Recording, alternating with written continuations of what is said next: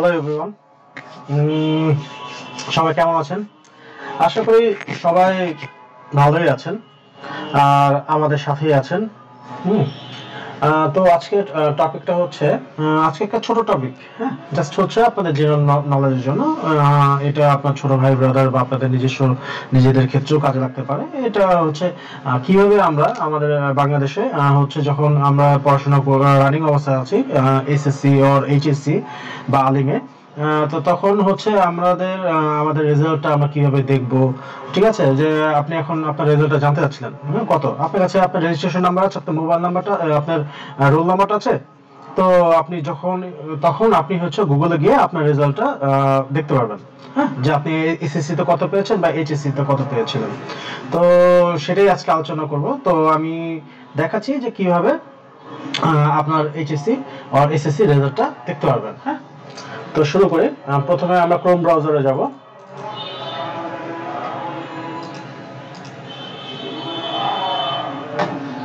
Chrome browser যাওয়ার পর আমরা সার্চ দিব হচ্ছে এইচএসসি রেজাল্ট।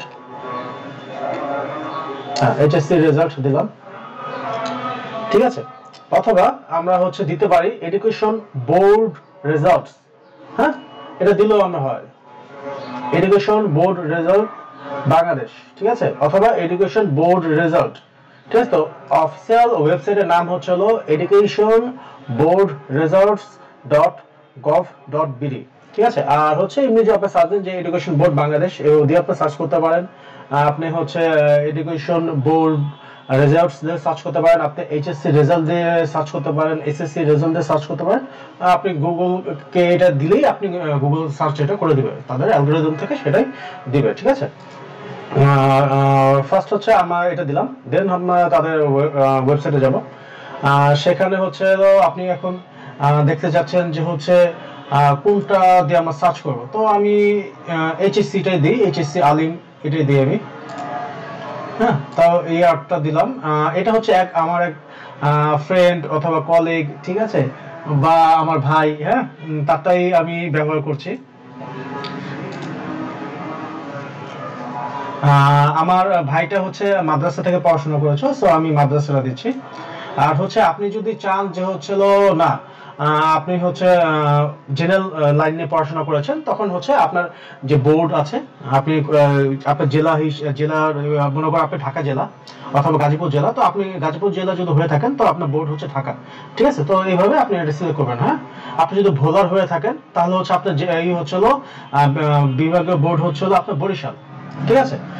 যে হচ্ছে কক্সবাজারের বান্দরবন রাঙ্গামাটি, সে তারটা হচ্ছে হলো চিটাগং, ঠিক আছে। যে হচ্ছে নওগাঁ চাপাই বা নাটোর জেলার, তারটা হচ্ছে হলো রাজশাহী বোর্ড, ঠিক আছে। তো এইভাবে যারা হচ্ছে মাদ্রাসা, তো তারা জাস্ট হচ্ছে মাদ্রাসাতে দিলে হবে, বা টেকনিক্যাল যারা তার টেকনিক্যালতে দিলেই হবে, ঠিক আছে। তো আমি মাদ্রাসাটা দিচ্ছি কারণ আমার ভাইয়ের হচ্ছে হলো মাদ্রাসার এটা দেওয়া। আর হচ্ছে এখানে পরবর্তী দিতে হবে রোল নাম্বারটা। সো রোল নাম্বারটা হচ্ছে আমি যখন এখানে দিব আমি তারটাই দিচ্ছি। তারপর হচ্ছে এখানে রেজিস্ট্রেশন নাম্বারটা দিতে হবে, ভুল করা যাবে না, ঠিক আছে। তো রোল নাম্বার আপনি সঠিক দিলেন, আপনার রেজিস্ট্রেশন নাম্বারটা একটু ভুল করলেন সেটা কিন্তু হবে না। হ্যাঁ, আর এখানে হচ্ছে আপনি যে কোনো একটা গাণিতিক একটা চাবে, ঠিক আছে। তো আপনি সেটা ফলাফলটা দিবেন এখানে।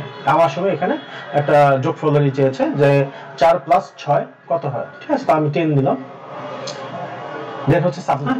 তো হচ্ছে আমার এখানে আমার সে ভাইয়ের রেজাল্টটা চলে আসলো, ঠিক আছে। সে এইচএসসি তে কত রেজাল্ট তার হয়েছিল, কোন কোন সাবজেক্টে কি কি রেজাল্ট সে তার হয়েছিল, কি গ্রেড পেয়েছিল প্রত্যেকটা সাবজেক্টে, সমস্ত কিছু এখানে ডিটেলসটা দেওয়া আছে। তার জিপিএ কত আসছে, হ্যাঁ, এখানে রোল নাম্বার, মাদ্রাসা, জেনারেল গ্রুপটা কি ছিল, জেনারেল টাইপটা কি ছিল, রেগুলার রেজাল্ট কি পাস্ট, তারপর হচ্ছে হলো জিপিএ কি, জিপিএ 5, ঠিক আছে, জিপিএ 5।